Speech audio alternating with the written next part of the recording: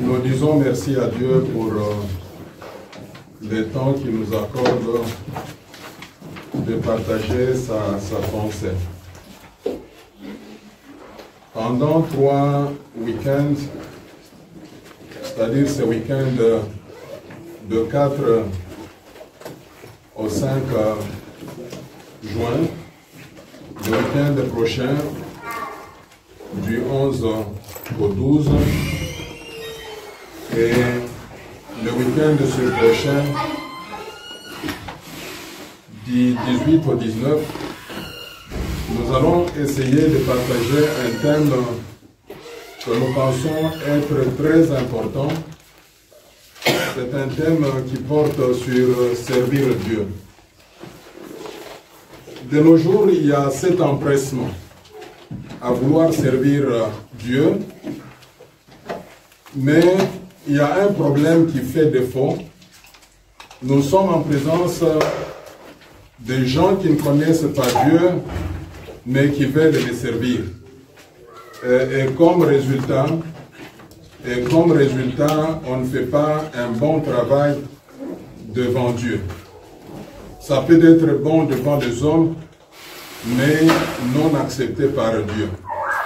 C'est ainsi que nous nous sommes dit, il serait mieux qu'on se retrouve ensemble autour de ce séminaire biblique dont l'intitulé est Moïse, serviteur de l'Éternel.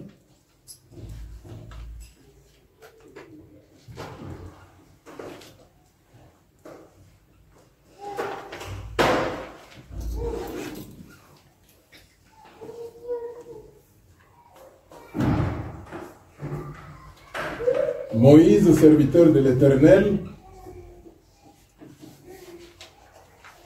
Josué, serviteur de Moïse. Et ce thème, nous le tirons dans le passage biblique de Josué, chapitre 1er et le verset 1er. Alors, quand je faisais la lecture de ces passages, personnellement, je me suis posé la question, pourquoi est-ce que l'auteur a fait ça? Pourquoi est-ce que l'auteur a fait ça?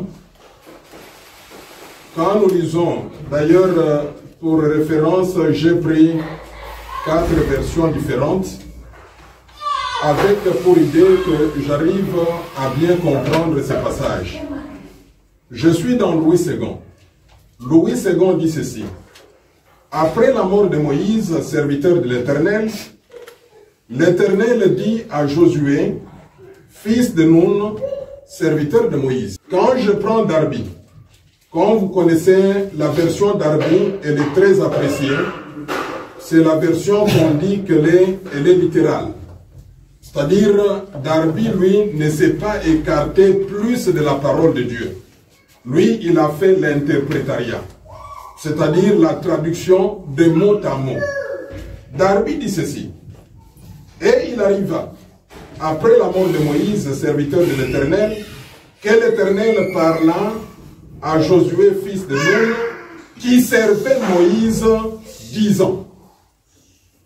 Pour Darby, Darby n'utilise pas textuellement le mot serviteur, mais il dit Josué, fils de Nun, qui servait Moïse. C'est-à-dire, dans la compréhension, nous sommes en face de Moïse. C'est Moïse qui est reconnu être le serviteur de Dieu, alors que Josué, lui, il est en train de servir Moïse. J'ai pris également la version Bon Semeur. Le Bon Semeur dit ceci. Après la mort de Moïse, serviteur de l'Éternel, l'Éternel dit à Josué, fils de Nun, l'assistant de Moïse. Josué, le Bon Semeur ne parle pas des serviteurs. En lieu et place des serviteurs, il parle d'assistants de Moïse. Et enfin, je me suis dit, prenons le français courant. Le français courant, comme vous connaissez, c'est ce qu'on appelle la version dynamique. Elle est très dynamique. À un certain moment, on déconseille d'utiliser le français courant. Puisque tellement que c'est trop dynamique, en voulant suivre les gens, la version français courant s'écarte de plus en plus de l'origine, de l'originalité. Le français courant dit ceci: Moïse, le serviteur du Seigneur, était mort. Le Seigneur dit à Moïse, fils de Nun et auxiliaire de Moïse. En fait, vous allez comprendre que dans les autres versions qu'on a lues, notamment quand nous prenons Darby, Darby dit, au lieu de dire serviteur, il dit qui servait. Josué qui servait Moïse. Quand nous prenons bon semeur, le bon semeur parle de l'assistant. Et quand nous prenons le français courant, lui parle d'auxiliaire. Je crois qu'il nous ramène même dans le langage de la fonction publique. Dans la fonction publique, comme vous le savez, en principe, il y a un chef de bureau, et puis il y a les attachés, les auxiliaires, etc. Généralement, un auxiliaire, c'est un poste trop bas. Alors, c'est ça l'idée. Donc, ce séminaire que nous voulons partager, nous voulons parler de Moïse, serviteur de l'Éternel, et Josué, serviteur de Moïse. En fait, quel est l'objectif que nous sommes en train de poursuivre? En organisant ce séminaire, nous sommes en train de poursuivre un objectif. D'ailleurs, nous l'avons mis dans les spots publicitaires. Le premier objectif, que je connaisse Dieu pour bien le servir. Mes frères et sœurs, aussi longtemps qu'on n'arrivera pas à connaître Dieu, on ne sera pas en mesure de bien le servir. Des fois, nous nous trompons. Des fois, nous pensons que servir Dieu, c'est par rapport à ce que nous faisons. C'est par rapport à ce que nous produisons. Alors que dans la pensée de Dieu, servir Dieu signifie autre chose. Quand nous servons Dieu, ce qui importe le plus dans la face de notre Dieu, dans l'objectif de notre Dieu ou l'option de notre Dieu, ce sont les mobiles. Les mobiles, c'est quoi? Ce sont les motivations internes qui nous amènent à travailler pour Dieu. C'est ce que Dieu regarde. Dieu ne regarde pas un pasteur Kassongo qui est en train de crier. Dieu regarde les mobiles, c'est-à-dire les motivations internes qui me poussent à travailler pour le compte de Dieu. J'aimerais vous donner un exemple. Rappelez-vous un jour, Jésus-Christ était dans un temple, ou soit dans une synagogue. Il était là, assis là-bas. Et finalement, il y a des gens qui venaient offrir. Il y a des gens qui venaient offrir. Il y a le tronc. Les gens venaient offrir l'argent et vient le tour d'une veuve. La Bible déclare que la veuve en question a donné quelques pièces. A donné quelques pièces. Vous savez, dans le tronc, quand vous mettez les pièces, même notre tronc là-bas, tronc, à moins qu'il y a quelque chose qui amortit, quand vous mettez les pièces, si c'est métal contre métal, ça va faire du bruit. Elle a jeté quelques pièces là-bas. Certainement, ça fait du bruit. Et puis est venu le tour des pharisiens. Des grands messieurs. Bien habillés. Avec un linge.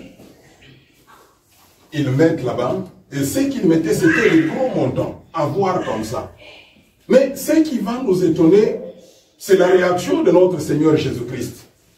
Le Christ va dire quoi à ses apôtres, à ses disciples?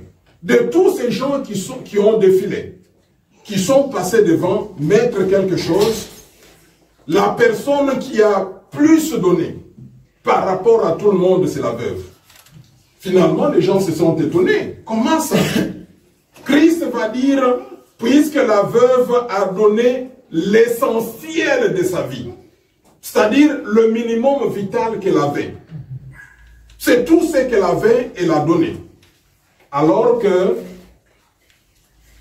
les autres, ce qu'ils ont donné, ils ont donné de leur superflu. C'est-à-dire qu'ils avaient déjà beaucoup, et ce qu'ils prennent sur le beaucoup là, ça ne signifie absolument rien.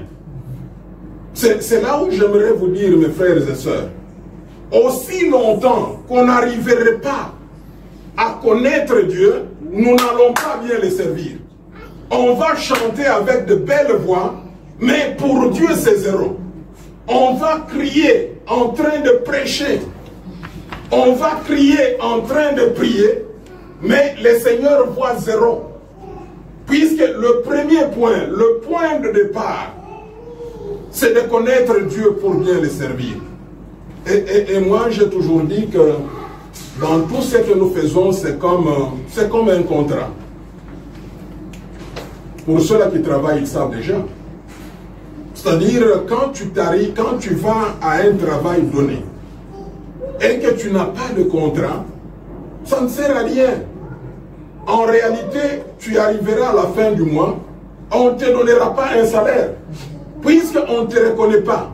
Il n'y a pas un document qui te lie entre toi et l'employeur, entre toi et le directeur. C'est-à-dire, même dans les services de Dieu, il va falloir avoir d'abord un contrat avec Dieu.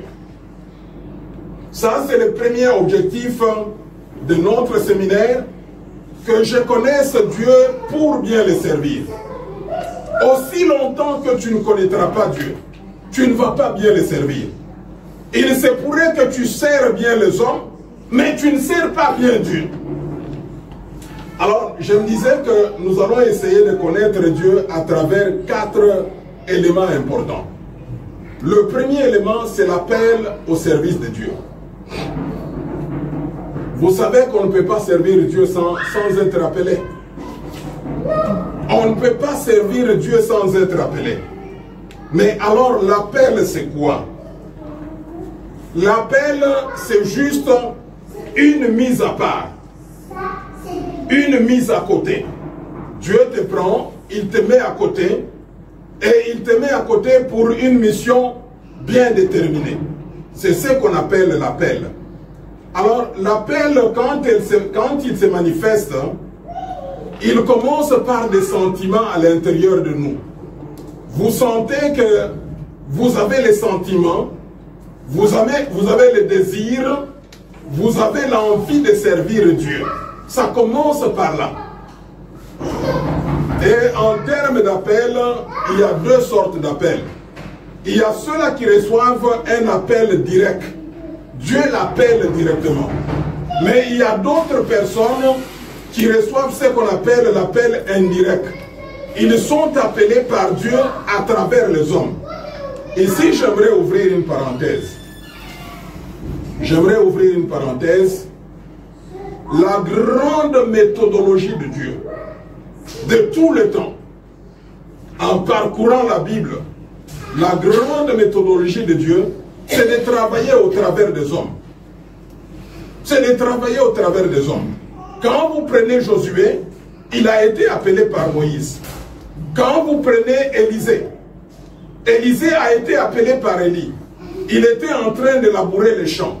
La Bible déclare dans Roi qu'il avait les 12 paires de bœufs en train de labourer les champs, et Élie lui a lancé un appel. Quand vous prenez les apôtres, ils ont été appelés par Christ Jésus. Ici, nous parlons de Jésus comme fils de l'homme. Nous parlons de Jésus comme un Dieu incarné. Il a trouvé Matthieu. Matthieu, il était un péager. Il a appelé. Il a trouvé Pierre avec son frère André. Jacques avec son frère Jean, fils de Zébédée, en train de pêcher. il les a appelés. C'est-à-dire l'appel est une mise à part. Dieu vient, il nous tire de là où nous étions, il nous met à côté. Et pourquoi nous met-il à côté? Il nous met à côté pour une mission bien déterminée. Et cet appel, ça peut être un appel direct ou un appel indirect. Deuxième point important, dans la connaissance de Dieu, pour bien le servir, c'est ce que j'ai appelé la capacitation. C'est un mot qu'on utilise dans le monde des ONG. La capacitation, c'est plus que la formation. La capacitation, c'est un processus de renforcement de capacité d'un chacun de nous. Et vous savez comment est-ce que Dieu le fait? Avant même que nous ne puissions découvrir notre appel, Dieu a commencé à renforcer nos capacités. C'est ce que j'ai toujours dit, qu'il faut comprendre la manière dont Dieu prépare les gens.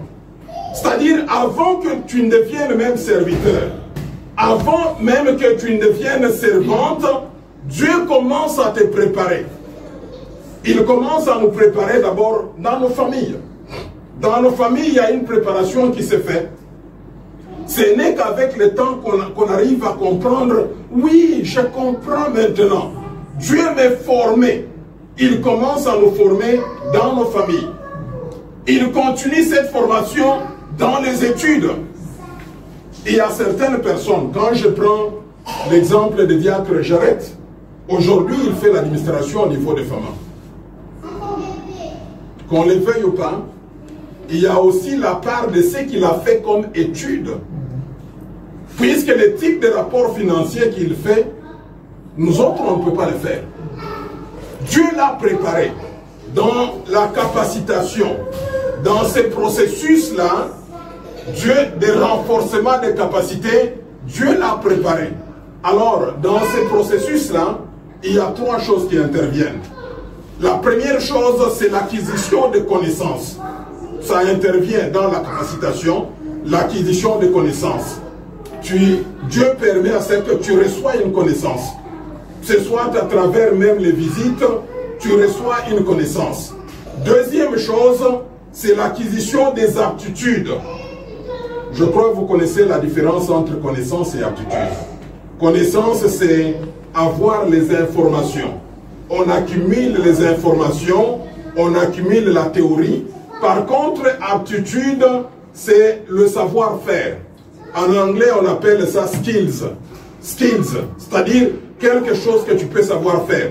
C'est soit le Seigneur permettra à ce que tu comprennes l'utilisation de l'informatique. Je prends l'exemple de diacre Ambroise. Il a appris l'infographie avant qu'il ne devienne même chrétien. Mais quand vous voyez aujourd'hui, quel est le bénéfice que l'Église tire de cette aptitude d'Ambroise? Nous tirons beaucoup. Rappelez-vous nos textes que nous sommes en train d'étudier chaque jour. La méditation. C'est lui qui les met en forme, disant qu'aujourd'hui, on va étudier ces Genèse, chapitre 23. Il les met là-bas et il combine avec l'audio. C'est quelque chose que le Seigneur a commencé à les préparer avant qu'ils ne deviennent même serviteurs de Dieu. Donc c'est pour cela que nous disons qu'il y a ce qu'on appelle la capacitation.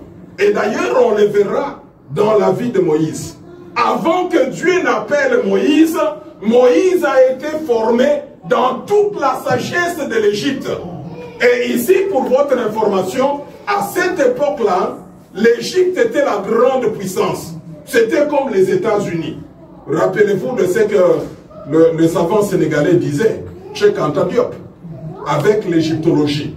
Il a démontré qu'à cette époque-là, l'Égypte était la grande puissance. L'Égypte avait déjà les mathématiques, et plus précisément la géométrie. Ça vient de l'Égypte avec ce qu'ils faisaient les pyramides. Alors, le troisième élément que nous tirons de la capacitation, ce sont les attitudes. Ça, ce sont des aspects très importants, les attitudes. Vous verrez que dans la plupart des cas, nous n'avons que des connaissances et des aptitudes. mais on n'a pas des attitudes. Moi, je connais des gens qui sont venus à l'église très impolis. On dirait même, si vous me passez le terme, mal éduqués. Mais l'église les a formés. L'église les a formés. Il y a des gens qui ne savaient même pas répondre aux gens.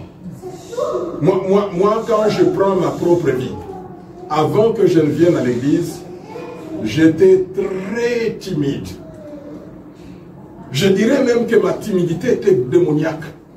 Je ne pouvais pas me mettre devant ici, comme ça. Je ne pouvais pas. Et me mettre dans le groupe de gens comme ça. Je ne pouvais pas me mettre. Alors, qu'est-ce que je faisais? Pour me réfugier, pour que je sois en mesure de me mettre parmi vous ici, je prenais l'alcool. L'alcool là, à base de maïs. Et j'ai combiné avec les chanvres. Quand j'ai déjà pris ça, maintenant je peux me mettre ici même devant. Je vous dis, je vais dire 4 vérités. Alors, vous voyez, Dieu est bon. Dieu est bon. Maintenant, quand je me mets en train de parler devant les gens, je me dis, oh, Dieu est bon. Je ne pouvais pas. Et d'ailleurs, quand mes parents me payaient des habits neufs pour sortir de la maison, je ne sortais pas. Je regarde d'abord par la fenêtre s'il y a des gens. Alors, et généralement, ce que je faisais, quand on me paie des habits neufs, j'étais obligé de les lessiver d'abord. Alors, voyez cet esprit qui mentait. Voyez cet esprit qui me possédait. Mais Dieu est bon. À travers la capacitation, Dieu est en train de marquer un processus. Là, il est en train de renforcer nos capacités. Il est fait aussi dans ta vie. Sois seulement attentif, tu comprendras comment est-ce que Dieu est en train de faire. D'où moi je me dis que dans l'église, on n'a pas seulement besoin, je parle bien français, on n'a pas seulement besoin de dons spirituels. Dans l'église, nous avons besoin de la première chose, tout ce que nous avons amené de nos parents. L'héritage parental, hein? C'est là où il y a les talents. Mais ce qui n'est pas bien, c'est de fonctionner à l'église seulement avec les talents. Ce qui n'est pas bien. Les talents, c'est quoi? Je donne l'exemple juste pour me faire comprendre, vous les choristes. Vous savez qu'il y a certains choristes, quand ils chantent, la belle voix, c'est juste un talent. Il est né comme ça avec la belle voix. Et d'ailleurs, certaines personnes, vous verrez que c'est des grands-parents apparents et puis lui-même. Par exemple, quand vous prenez même les griots, les griots qu'on retrouve au Sénégal, même ici en Mauritanie, c'est quelque chose que les grands-parents a commencé. Et ça va de génération en génération. Ça, ce sont les talents. Oui, à l'église, on a besoin de talents, mais pas seulement des talents. La deuxième chose dont on a besoin, c'est tout ce que moi j'appelle les acquis. Ça, ce sont les talents. Les talents qui sont là, nous naissons avec. Mais il y a aussi les acquis. Les acquis, c'est tout ce que nous recevons de l'école. C'est tout ce que nous recevons de l'école. C'est-à-dire, on a été à l'école, on a appris. Par exemple, ici, n'est-ce pas, nous parlons français. C'est quelque chose qu'on a appris à l'école, qu'on le veuille ou pas. Et ça m'aide. Moi qui suis de l'Afrique centrale, je peux communiquer ici en Afrique du Nord par rapport à ce que j'ai comme acquis.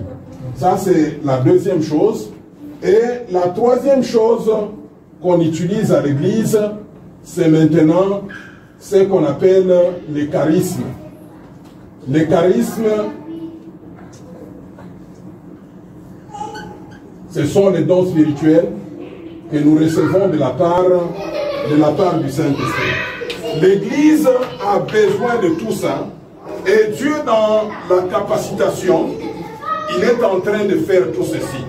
C'est un processus qui permet à ce que la personne puisse acquérir les connaissances, les aptitudes et les attitudes. il y a les talents qu'on amène à la naissance, qui viennent de la famille.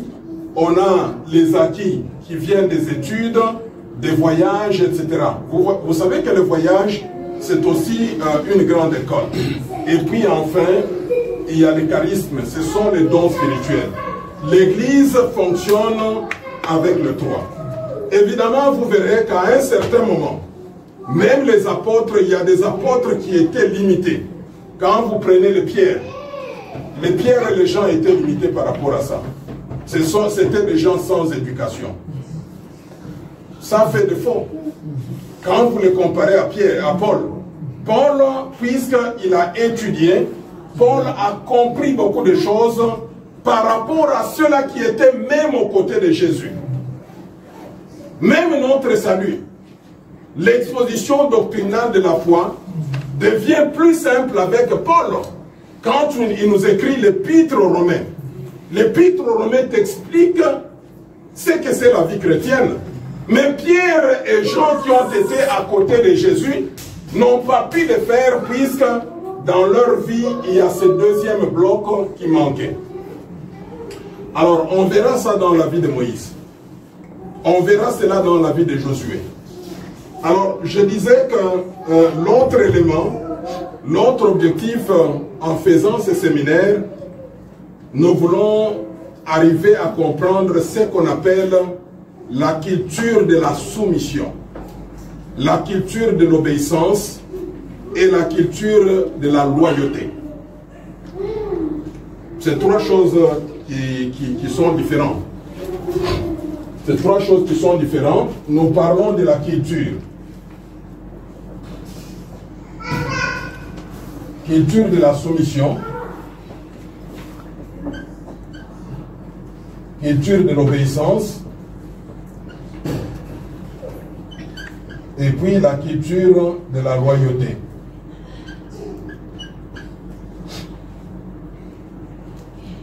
En fait, pourquoi est-ce que nous disons culture? Culture, c'est quelque chose qu'on apprend.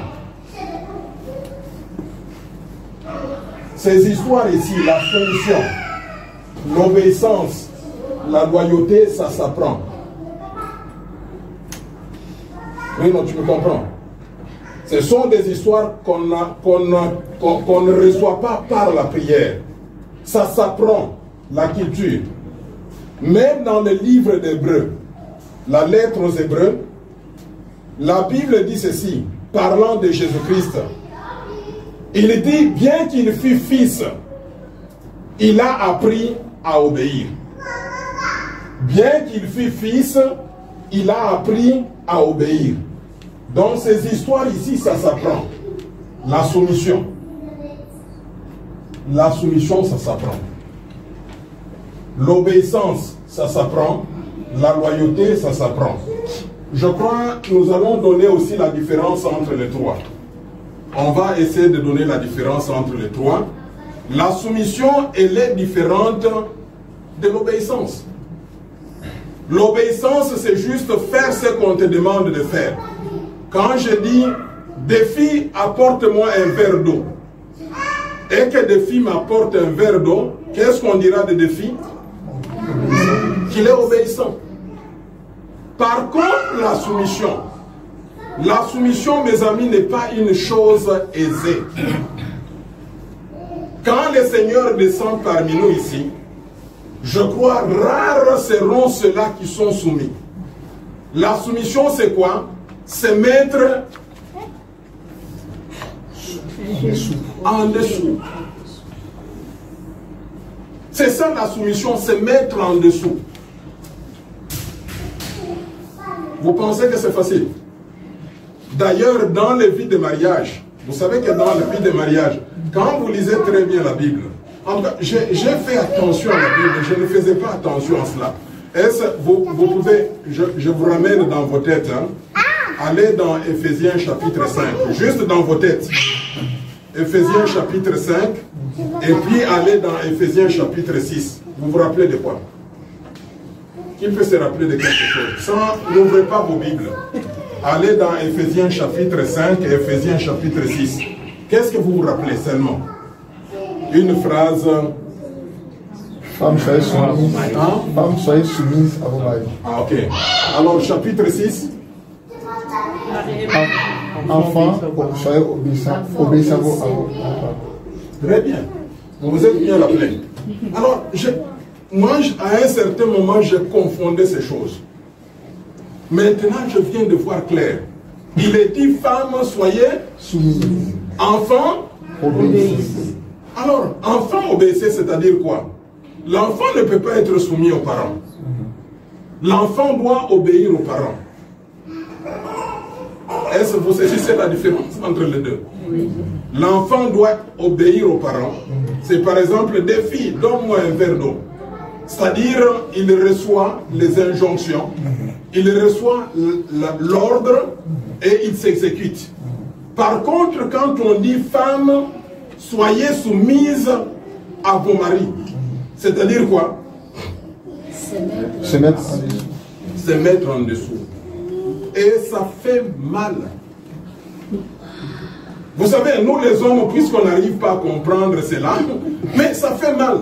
La femme, peut-être qu'elle a le même niveau d'études que toi, mais elle doit... C'est-à-dire, elle accepte d'aliéner son droit et d'être en dessous. Elle peut même être présidente de la République. Prenez le cas de la reine Elisabeth. La reine Elisabeth, c'est une femme, n'est-ce pas? Elle ne gère pas seulement l'Angleterre, comme vous le savez. Elle gère même une église. L'église anglicane est sous la reine Elisabeth. Et même d'autres pays, Argentine ou quoi, elle a beaucoup de pays dont elle est en train, on la reconnaît comme numéro 1. Mais cette dame, 16 pays. Mais cette dame-là doit se soumettre, il s'appelle comment son mari? Et à son mari, c'est-à-dire, elle doit aller en dessous. C'est ça la soumission. Et surtout les Africains, ça ne marche pas. Les Africains être dirigés par une femme. Ils pensent, les Africains confondent les versets. Ils pensent que la femme doit être soumise à tout homme. Non. La femme est soumise à qui? À son mari. Un point, un trait. J'ai déjà vu les gens, non. Surtout au travail, quand vous travaillez avec tout le monde là, il y a des gens qui ne comprennent pas. Cette femme veut nous dominer. Mais, mes amis, elle est directrice, c'est tout. Et nous, c'est à nous d'entrer, de se soumettre. C'est ça la soumission. C'est ça la soumission. Et c'est pour cela, on verra cela. Nous allons entrer en détail, essayer de comprendre qu'est-ce que la soumission. Puisque la soumission, c'est très compliqué. Hein? C'est-à-dire, on accepte d'abord. La soumission doit être volontaire. La soumission, elle est volontaire. La soumission est quelque chose d'intérieur. C'est quelque chose d'intérieur. C'est quelque chose de volontaire. On accepte d'aliéner ce qu'on a comme droit. On perd son autonomie. Dans la soumission, on perd son indépendance. Et surtout quand vous allez voir la racine même de ces mots-là, soumission, elle est forte. Alors, le dernier point de l'objectif de notre séminaire, c'est d'arriver à travailler nos caractères. Mes amis, dans la foi chrétienne, il y a aussi la part de l'homme. Il y a aussi la part de l'homme. Nous devons travailler notre caractère. Et si Dieu nous donne le temps, je vais partager avec vous les 4 grands traits caractériels. Les psychologues ont fait des études. Il y a 4 grands caractères. Et c'est mieux que chacun de nous découvre là où il est. Qu'il découvre là où il est. Et quand tu découvres, commence à travailler maintenant. Commence à travailler maintenant. Même les apôtres ont eu difficile. Vous savez que les apôtres avaient des caractères différents. Quand vous prenez Pierre, Pierre c'était une autre personne. Pierre était impétueux. Hein? Il ne gardait pas de fois sa bouche tranquille. Il était prêt à vouloir parler. Quand vous prenez Judas, dans son cœur il y a quelque chose qui était là. Quand vous prenez les deux fils de Zébédée, d'ailleurs on les a appelés les enfants de tonnerre, ils étaient prêts à faire même du mal. Donc, c'est-à-dire dans le cœur, chacun de nous doit découvrir son propre caractère et y travailler. Donc ça, ce sont les objectifs de notre séminaire. Je reprends encore, que je connaisse Dieu pour bien le servir. Aussi longtemps que tu ne connaîtras pas Dieu, tu ne peux pas bien le servir. Généralement, dans la vie chrétienne, ce que j'ai remarqué, même ici à Fama, beaucoup de gens vont comme ça.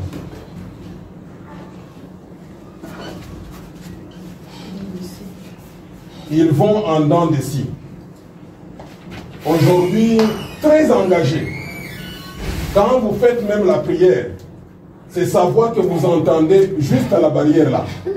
Et là, vous dites que la sœur, le frère est là. Et à un certain moment, après 2 mois, on ne sait même pas le voir en circulation. Alors tu te demandes, a-t-il déjà quitté la Mauritanie ou quoi? Mais il est là. Et puis quelque part là, il monte. Quand tu te réveilles à 4 h du matin, il a déjà fait sa dévotion. Tu te dis, waouh! Vous savez, je regarde les heures. Hein?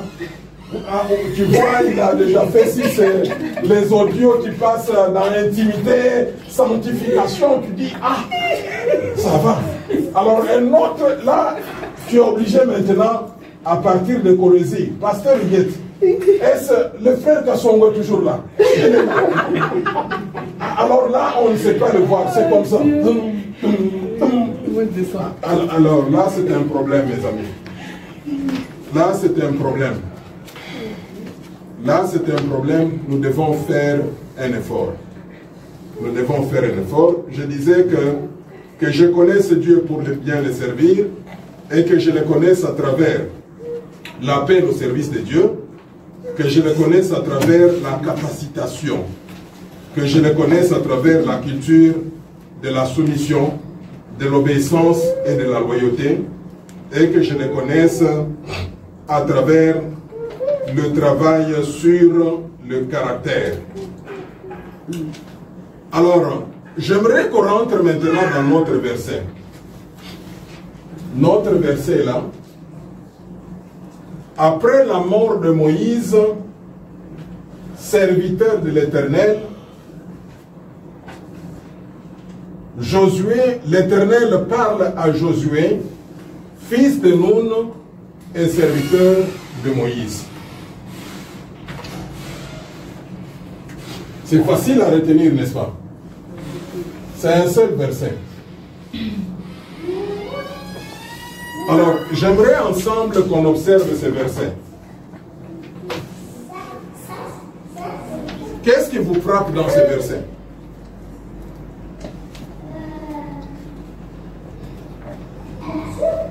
Oui, diacre Stéphane. Josué, serviteur de Moïse. C'est ce qui te frappe, hein? Pourquoi? Parce que généralement, ce qu'on sait, c'est que c'est Dieu que nous devons servir. Donc, la phrase à notre connaissance devait être Josué, serviteur de Dieu également, de l'Éternel également. Ok. Quelle autre observation? Oui, Christovic. C'est la mort de Moïse. La mort de Moïse. Pasteur Huguette. Comme le frère Stéphane vient de dire, c'est l'emplacement du mot éternel. Le mot éternel et Moïse. Y a-t-il autre observation? Observez très bien ce verset. Oui, diacre Ambroise. Les deux serviteurs, il y a un c'est pour l'Éternel notre serviteur Moïse. Il est tout serviteur, mais c'est précis, éternel, notre Moïse. Ok. Le diacre Ambroise dit c'est le mon serviteur qui les frappe. D'une part, il y a un serviteur de l'Éternel, et d'autre part, il y a un serviteur d'un homme. Oui, diacre François.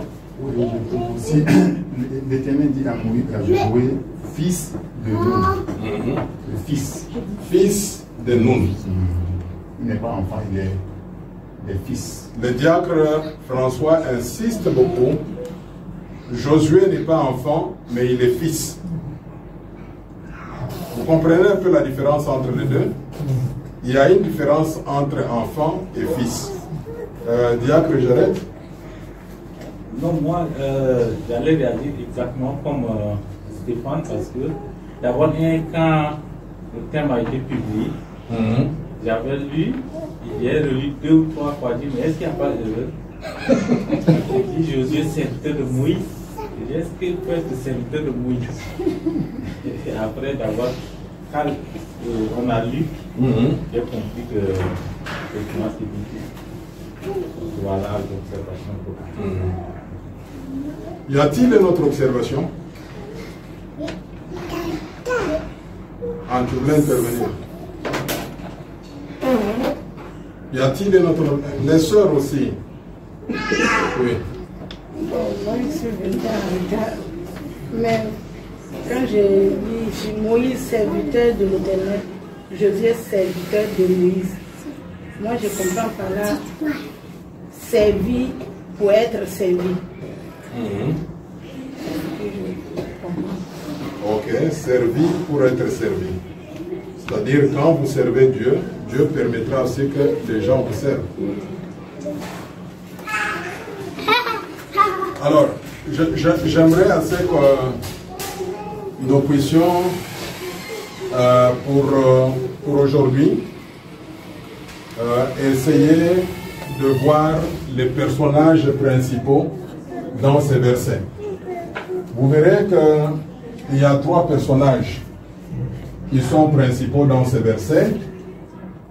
Il y a Moïse, il y a Éternel, et puis il y a Josué.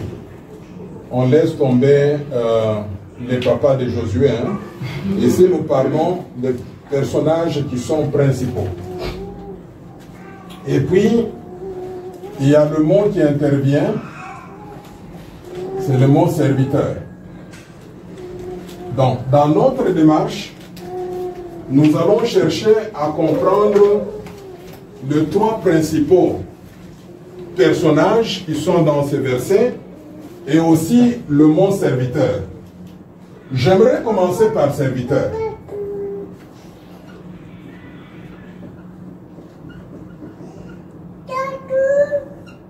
C'est-à-dire dans la Bible. Comme vous savez, la Bible a été écrite en 2 langues principales. L'Ancien Testament a été écrit en quoi? En hébreu. Et le Nouveau Testament en grec. Il y a grec et puis quelques passages, pas beaucoup de passages, en araméen. C'est la langue que des fois notre Seigneur Jésus-Christ utilisait. Alors, le mot serviteur, ce mot ici serviteur, il y a 3 sens de ces mots. Le premier sens de serviteur, c'est esclave.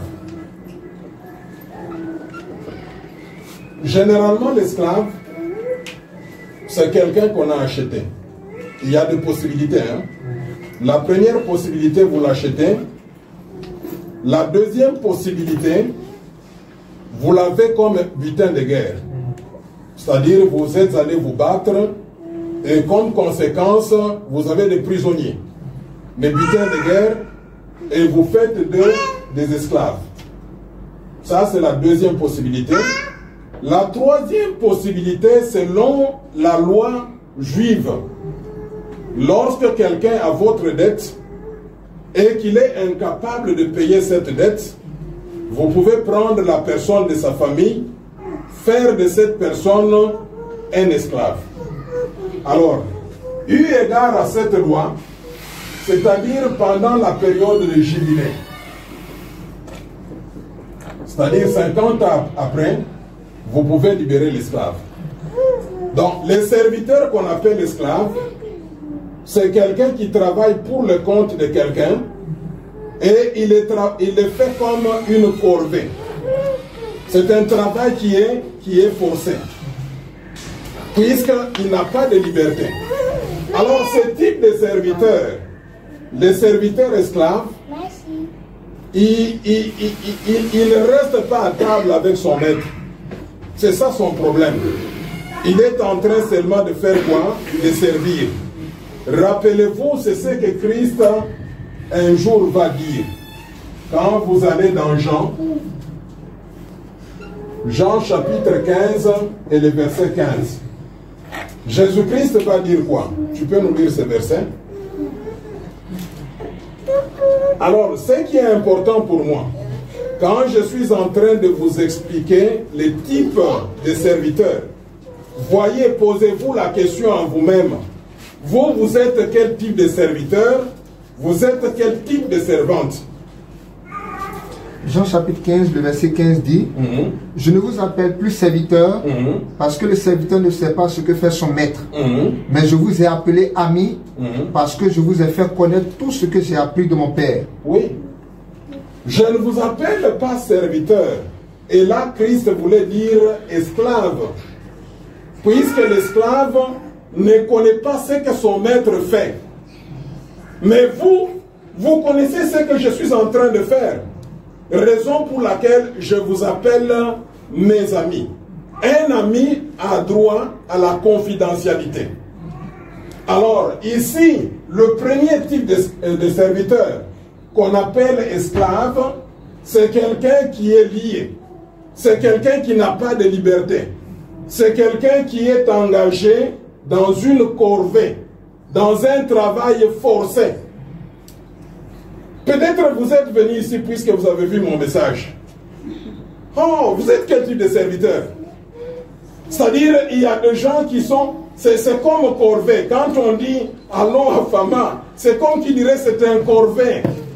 C'est comme qui dirait des brouettes qu'il faut déplacer. Là, mes amis, vous vous trompez. Vous avez un problème sérieux.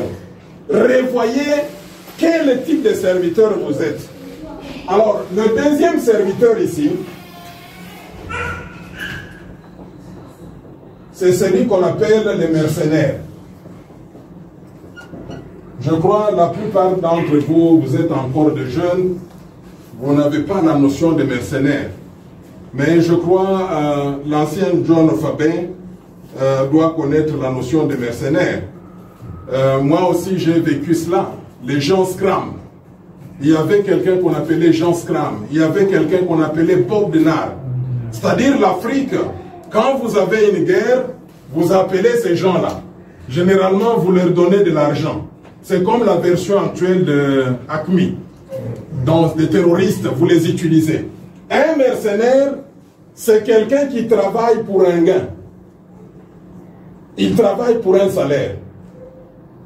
Alors, le problème avec le mercenaire, quand ici, je vous ramène dans ce que Jésus-Christ a dit, nous sommes dans Jean le chapitre 10. Frère, tu peux nous lire Jean chapitre 10, tu nous lis du verset 12 au verset 13. Jean chapitre 10, le verset 12 au verset 13 dit, mais le mercenaire, qui n'est pas le berger, et à qui n'appartient pas les brebis, voit venir le loup, abandonne les brebis et prend la fuite. Et le loup les ravit et les disperse. Alors, le problème avec un serviteur mercenaire, c'est quelqu'un qui travaille pour un salaire. Il travaille pour un salaire, mais son problème à lui, il n'est pas trop engagé. Il n'est pas dans la chose. Alors, quand vous lui donnez de garder les troupeaux, quand il voit un lion venir, il prend fuite. Parce que ça ne lui appartient pas, ça ne l'intéresse pas. Ça ne l'intéresse pas.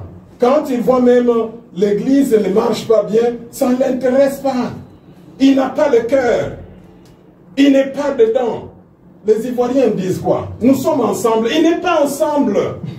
Il n'est pas ensemble avec nous. Et il est très même content. J'étais là-bas, il n'y a plus de gens. Il n'est pas dedans. C'est un mercenaire. C'est quelqu'un qui travaille pour un gain. Mais le cœur n'est pas là. C'est ce que Christ va dire. Le missionnaire, lui, il est là pour l'argent, pour les intérêts personnels. Et quand il attaque, il ne se soucie pas de ça. Alors, les types de serviteurs que nous voulons être, c'est le troisième ici. Moi, je l'appelle vrai serviteur. Le vrai serviteur. Je l'appelle également les serviteurs bergers. Je l'appelle également les serviteurs amis. C'est lui qui se trouve dans Jean, chapitre 10, versets 14 à 15. Tu peux nous lire ça? Jean chapitre 10, le verset 14 à 15. Je connais mes brebis et mes brebis me connaissent. Comme le Père me connaît et comme je connais le Père, je donne ma vie pour mes brebis. Verset 16. J'ai encore d'autres brebis qui ne sont pas de cette bergerie. Celles-là, il faut que je les amène. Elles entendront ma voix et il y aura un seul troupeau et un seul berger. Alors, quand vous voyez ce type de serviteur, le vrai serviteur, les serviteurs bergers, les serviteurs amis, premièrement, lui, il est en permanence devant son maître. Il est en permanence devant son maître. Il a cultivé une communion, une intimité, une relation profonde avec son maître. Et ce que son maître va faire, il les connaît déjà. Et plus fort encore, lui, il a le cœur pour les bergers. Et pour les brebis. Il connaît les brebis connaissent sa voix. Et il va même plus loin. Il va chercher même les brebis qui ne sont pas encore dans la bergerie. Il va les chercher pour les ramener. C'est ce type de serviteur que nous voulons. Les deux messieurs que vous voyez ici, Josué, que ce soit Josué, que ce soit Moïse ou Josué, les deux serviteurs ici n'étaient pas des serviteurs esclaves, n'étaient pas des serviteurs mercenaires, mais c'était de vrais serviteurs, de bergers, des amis. Alors prenez le cas de Moïse. Ceci m'amène déjà à vous présenter le personnage de Moïse. Je vais vous étonner. Je ne sais pas si vous avez déjà lu ça. Vous verrez que Moïse, c'est un personnage particulier. Moi, j'ai découvert ça il n'y a pas longtemps.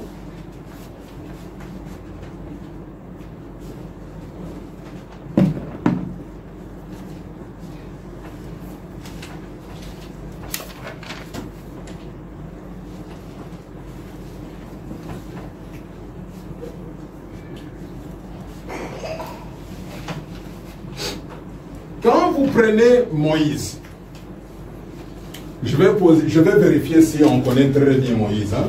N'est-ce pas, on a fait longtemps à l'église.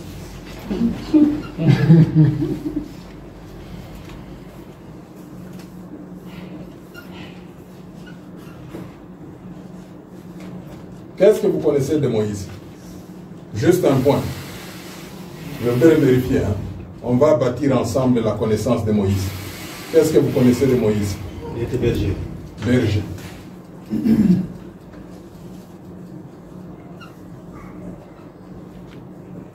Dans le désert de Madian. Il est né en Égypte et grandi dans la maison du Pharaon. Ok, né en Égypte.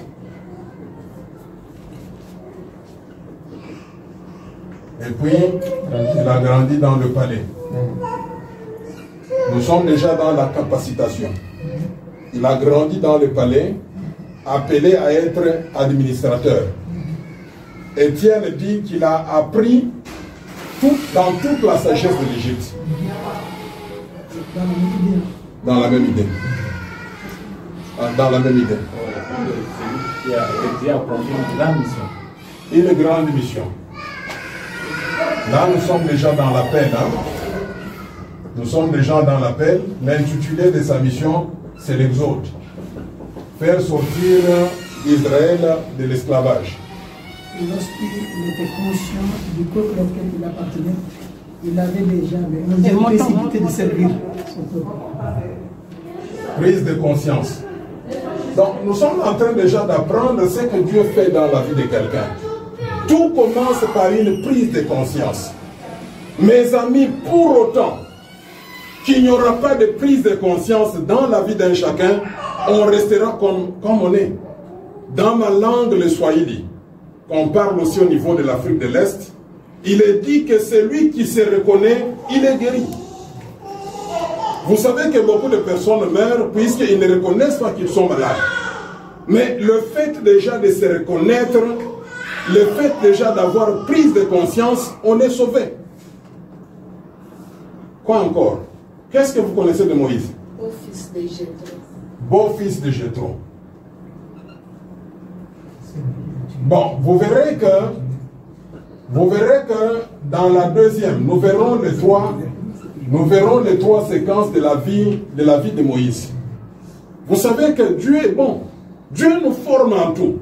La première séquence de Moïse, il a été formé dans le palais. Deuxième séquence, c'est comme on a dit, il est berger chez Jéthro. En même temps, Dieu lui forme par rapport au mariage. Puisque la deuxième partie de sa vie, il va se marier à Séphora. Je voulais juste dire qu'il a quitté l'Égypte en fugitif. Ok. Là aussi, c'est très important.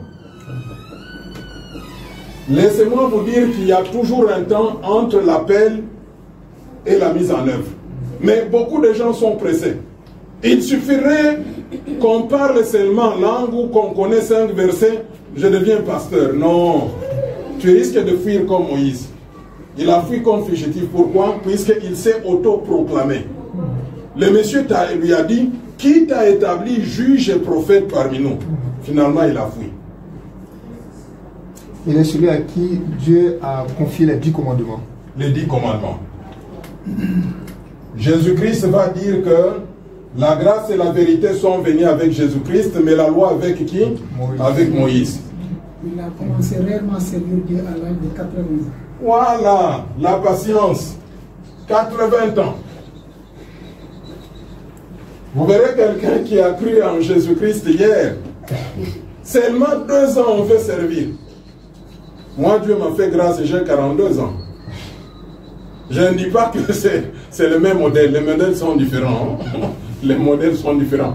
Alors, non, on dirait qu'on n'a pas connu alors Moïse. Il parlait bouche à bouche avec Dieu. Voilà. Ça, c'est un autre prophète. Vous savez que les prophètes, quand Dieu parle avec eux, c'est à travers les énigmes. Mais Dieu lui-même va déclarer qu'avec Moïse, je ne parle pas avec des énigmes. Nous parlons face à face, comme parlant à qui? À un ami. Moïse, c'est l'ami de Dieu.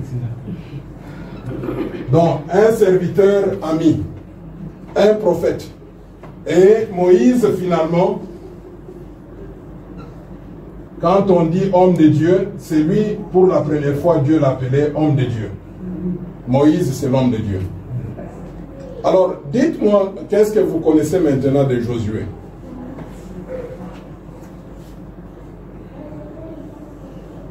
Puisque le grand problème qu'on a relevé ici, nous nous sommes dit, pourquoi est-ce qu'on appelle Moïse serviteur de Dieu, de l'Éternel, alors que Josué, on l'appelle serviteur de Moïse? Que connaissez-vous de Josué? Josué, c'était aussi un jeune hébreu en captivité en Égypte. Tu as dit quoi? Jeune hébreu en captivité en Égypte. Ah, jeune, et puis né en Égypte.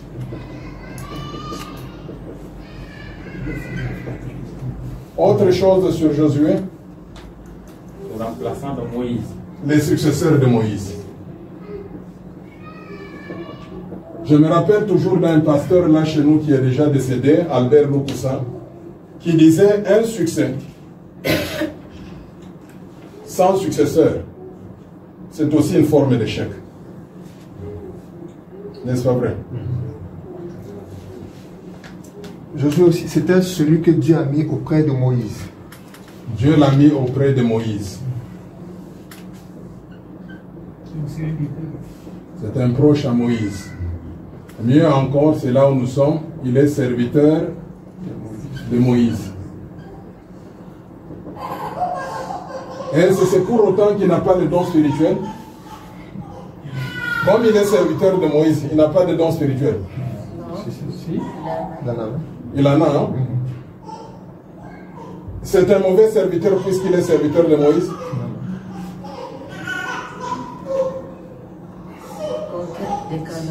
Conquête de Canaan. Si Moïse a fait l'exode, le monsieur lui a fait la conquête de Canaan. Plus la répartition du territoire. Vous voyez comment est-ce que Dieu agit? Dieu fait que Moïse, lui, il fait l'exode. Il prend les enfants d'Israël, il les fait traverser la mer Rouge. La mer Rouge, ils deviennent libres, mais pour la suite, Dieu prend les serviteurs de Moïse, il les prend pour la conquête de Canaan et pour la répartition des territoires. Lui aussi traverse miraculeusement le fleuve Jourdain. Il a aussi les dons. Et d'ailleurs, lui a vécu beaucoup d'exploits. Vous savez que ce monsieur ici, il a arrêté le soleil et la lune. Il a fait des exploits. Soleil et lune, arrête-toi sur Gabaon pour que je me batte. C'est lui qui a fait tomber les murs de Jéricho. Sans bombe.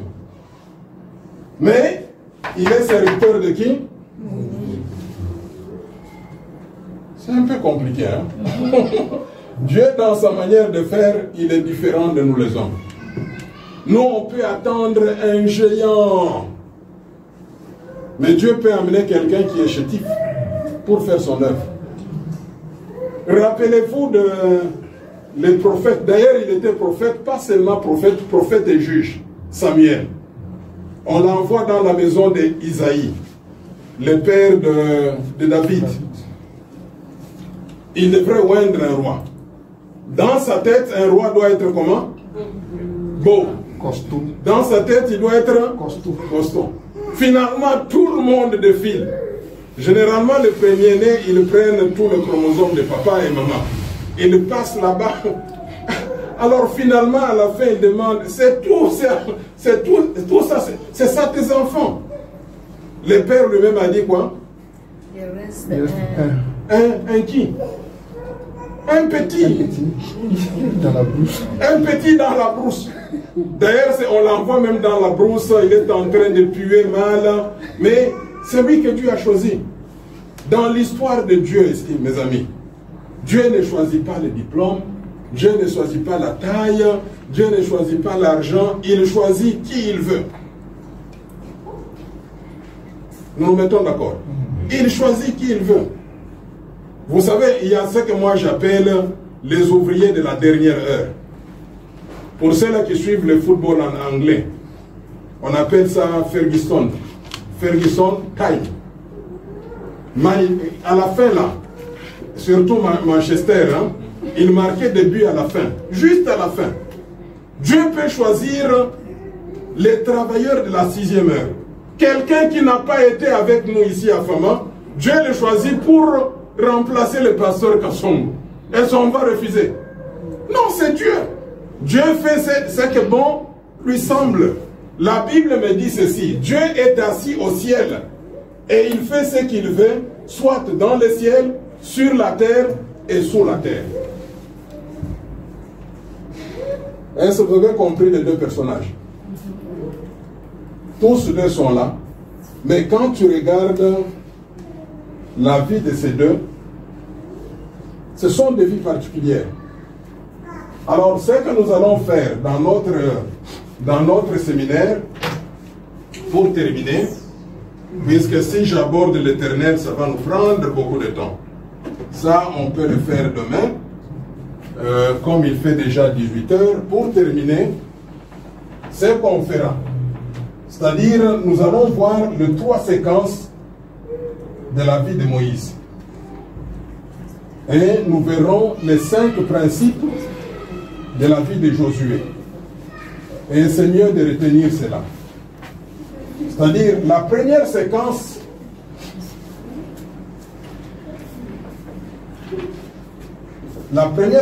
de Moïse, nous allons voir Moïse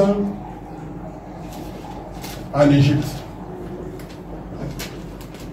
Nous allons tirer des leçons. Ça, c'est la première séquence.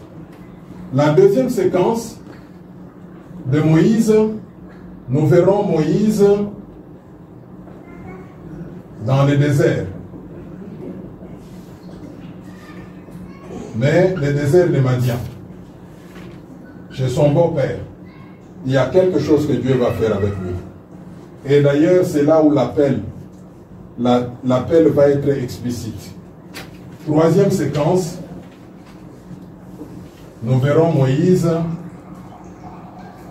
dans le désert,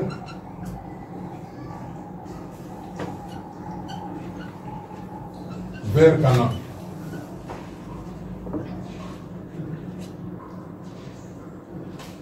Ça, c'est ce que nous verrons dans la vie de Moïse. Par contre, dans la vie de Josué,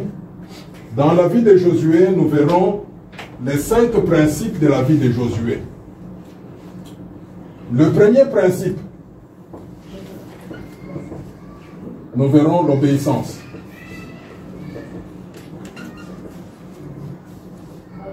Ça, c'est un principe clé. Et moi, j'ai toujours dit que le terrain de rencontre avec Dieu pour nous chrétiens, c'est l'obéissance. Le deuxième principe dans la vie de Josué, c'est la soumission. Ça fait très mal. Se soumettre, ça fait très mal.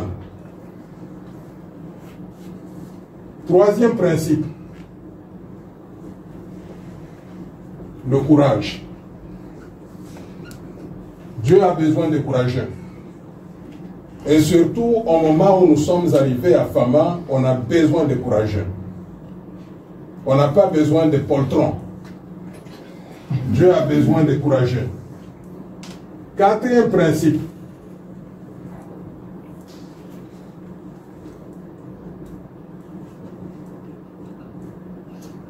Faire des exploits avec Dieu.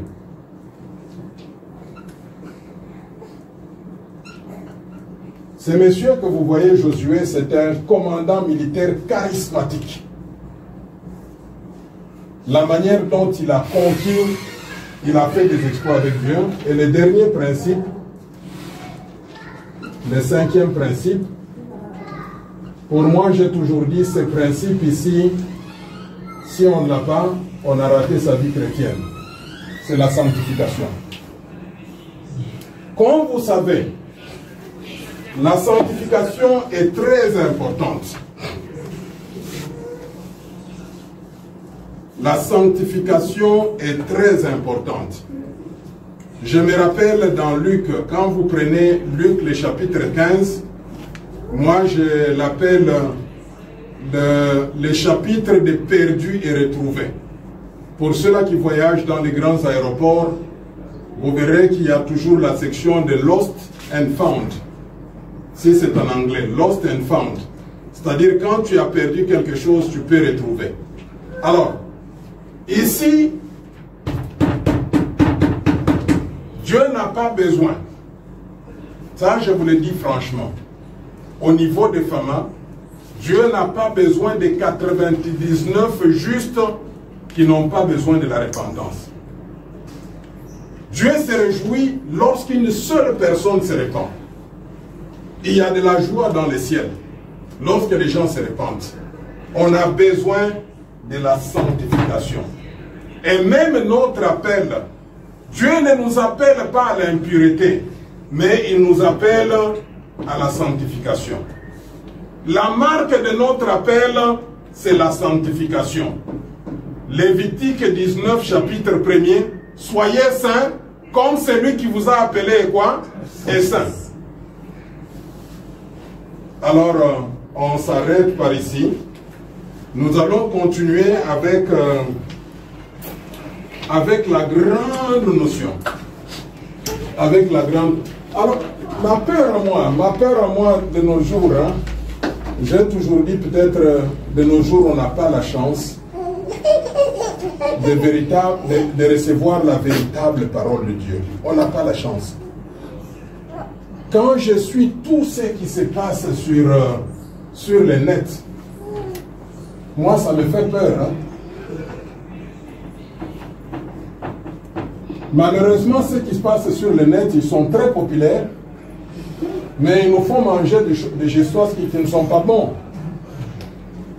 Hier, on a vu avec Pasteur Higuette, dans l'église, l'homme et la femme faisaient des rapports sexuels et les pasteurs priaient pour eux. Oh, où est-ce que nous allons? Où est-ce que nous allons? Je crois qu'on a un problème sérieux. On a un problème sérieux. Malheureusement, c'est là où vous êtes, hein, c'est ce que vous regardez. Je ne dis pas que regarder c'est mauvais, mais il faut regarder, tirer des leçons. Sinon, on va se perdre. Alors, à partir de demain, nous allons essayer de comprendre l'éternel. Cette notion ici d'éternel. Vous savez que les Juifs ne prononçaient pas ces mots ici. Ils écrivaient ça comme ça.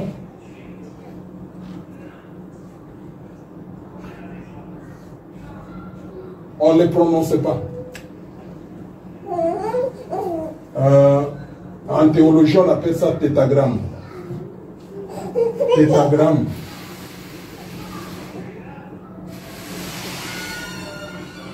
Theta signifie 4, gramme signifie lettre. On l'appelait tétagramme. Alors, ça c'est au niveau du temple. Au niveau du temple, c'est là où on était autorisé à prononcer. Mais en dehors du temple, on ne prononçait pas. Et généralement, avec le temps, on va remplacer ça par Adonai. Je ne sais pas, vous allez vous rappeler dans les 4 traductions qu'on a lues ici. N'est-ce pas, vous avez suivi les derniers. Le français courant. Le français courant a dit ceci: Moïse, le serviteur du Seigneur. C'est-à-dire, lui est dans cette logique. Adonai, c'est ce qu'on appelle Seigneur. Mais si c'est bien dit, généralement c'est mon Seigneur. C'est ce qu'on appelle Adonai. Mais l'Éternel ici, on ne le prononçait pas. Ça c'est en vertu du 3e commandement. Hein? Le 3e commandement dit quoi? Tu ne citeras pas en vain le nom de l'Éternel. C'est ce qu'on va voir. On s'arrête par ici. Que Dieu bénisse les uns les autres.